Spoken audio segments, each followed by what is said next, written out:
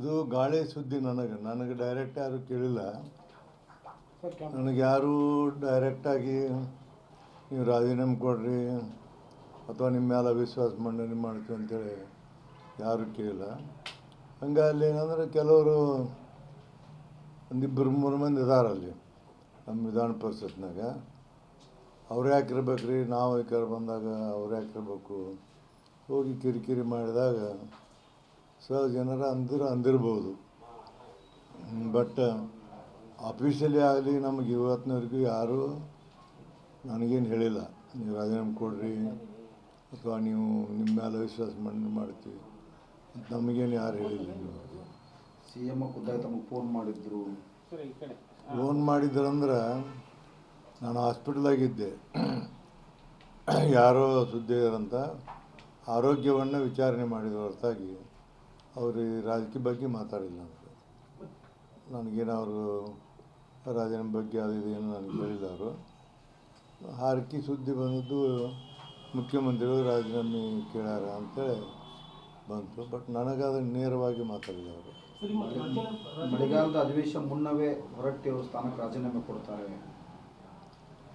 ಒಂದು ವೇಳೆ ಈ ಥರ ಅವಿಶ್ವಾಸ ನಿರ್ಣಯವನ್ನು ಮಂಡನೆ ಮಾಡ್ತೀವಂದ್ರೆ ಅಥವಾ ರಾಜೀನಾಮೆ ಕೊಡಂದ್ರೆ ನಾನು ತಕ್ಷಣ ರಾಜೀನಾಮೆ ಕೊಡ್ತೀನಿ. ನಾನು ಅದನ್ನು ಇದು ಇಟ್ಕೊಳ್ಳೋದಿಲ್ಲ. ಯಾಕಂದ್ರೆ ಆ ರೀತಿ ನನಗೇನು ಬಂದಿಲ್ಲ. ಇಷ್ಟು ವರ್ಷದಿಂದ 46 ವರ್ಷದಿಂದ ರಾಜಕೀಯ ಮಾಡ್ತಿದ್ದೀನಿ. ನಾನು ಮಂತ್ರಿಯಾಗಿ ಕೆಲಸ ಮಾಡೀನಿ, ಸಭಾಪತಿಯಾಗಿ ಕೆಲಸ ಮಾಡೀನಿ. ನಾನು ನನ್ನಲ್ಲಿ ಎಲ್ಲಿ ಇವತ್ತಿನವರೆಗೂ ಯಾರು ನನಗೆ ಹೆಸರಿಡುವಂಥ ಕೆಲಸವನ್ನು ನಾನು ಮಾಡಿಲ್ಲ. ಇಲ್ಲ, ಕುರ್ಚಿ ಅಂಟಕ್ಕೆ ಸಾಧ್ಯನೇ ಇಲ್ಲ. ಕುರ್ಚಿ ಗಂಟುಗಳು ಈಗ ಪ್ರಶ್ನೆ ಏನು ಬಂದಿದೆ ಅಂದ್ರೆ, ಭಾಳ ಮಂದಿ ನನಗೆ ದಯಮಾಡಿ ಸರ್ ಇನ್ನೊಂದು ದಿವಸ 15 ಸಲ ಇರಿ ನೀವು ಅಂತೇಳಿ ಪಕ್ಷಾತೀತವಾಗಿ ಒತ್ತಡ ಮಾಡ್ತಾರೆ. ಮತ್ತು ಇದು ನಿಮಗೊಂದು ಇತಿಹಾಸ ಹೇಳ್ತೀನಿ. ನಾನು ಇದನ್ನು 1956ನೇ ಇಸ್ವಿಯಾಗ ಟಿ ಸುಬ್ರಹ್ಮಣ್ಯನ ಹಿಡ್ಕೊಂಡು T Subramanya, Venkatappa, Hallikeri, K Shetty, R B Naik, Basavarajeshwari ಇವರೆಲ್ಲರೂ ಏನಂದ್ರೆ ಅಲ್ಲಿಂದ ಹಿಡಿದು ಇಲ್ಲಿವರೆಗೆ ಎಲ್ಲರೂ ತಮ್ಮ ಪೀರಿಯಡನ್ನು ಮುಗಿಸ್ಯಾರ. ಯಾರು ಈಗ ಸರ್ಕಾರ ಬೇರೆ ಬಂದರೆ ಸಭಾಪತಿನ ತೆಗೆದಿಲ್ಲ.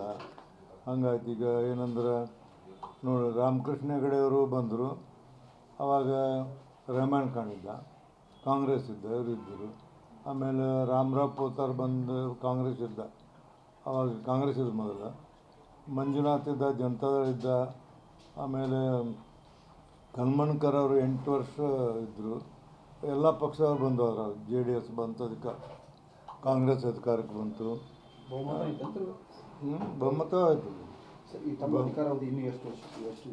ಇನ್ನು ನಮ್ಮದೇನೈತಿ, ಜುಲೈ 2028, ಜುಲೈ 4th 2028 ಮಟ್ಟ ಆಯ್ತು ನಮ್ಮದು. ಮತ್ತು ಈಗ ಸುದರ್ಶನ್ ಕಾಂಗ್ರೆಸ್ ಇದ್ದರು, ಎಲ್ಲ ಇದ್ದರು. ಇಂಥವ್ರಾಗ ಯಾವುದು ಬದಲಾವಣೆ ಆಗಿಲ್ಲ. ಆ 7 ಮಂದಿ ಇರ್ತಾರೆ.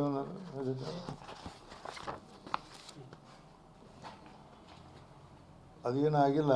ಇದು ಯಾಕೆ ನನಗೆ ವಿಚಿತ್ರ ಅನಿಸೋದೇನೆಂದ್ರೆ, ಇದು ಯಾಕೆ ನ್ಯೂಸ್ ಬಂತು ನನಗೆ ಇದು ತಿಳಿದಿಲ್ಲ ಇನ್ನವರಿಗೆ.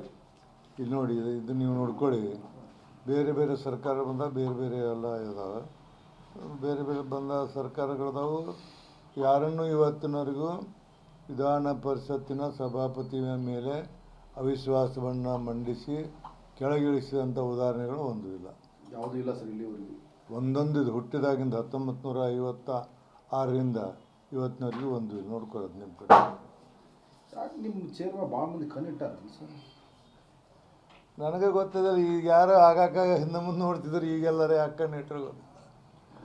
ಅದ್ರ ಮೇಲೆ ಭಾಳ ಮಂದಿ ಸಭಾಪತಿ ಆಗೋಕ್ಕೆ ಹಿಂದೆ ಮುಂದೆ ಮಂತ್ರಿ ಆಗತ್ತಿದ್ರು, ಸಭಾಪತಿ ಆಗೋಕ್ಕೆ ಹಿಂದೆ ಮುಂದೆ ನೋಡ್ತಿದ್ರು. ಬಟ್ ಈಗ ಯಾಕೋ ಅದು ಅಟ್ರ್ಯಾಕ್ಷನ್ ಭಾಳ ಆಗಿದ್ದು ಕಾಣ್ತದೆ ಎಲ್ಲರಿಗೂ. ಅದಕ್ಕೆ ಕಣ್ಣಿಟ್ಟಿರ್ಬೋದು.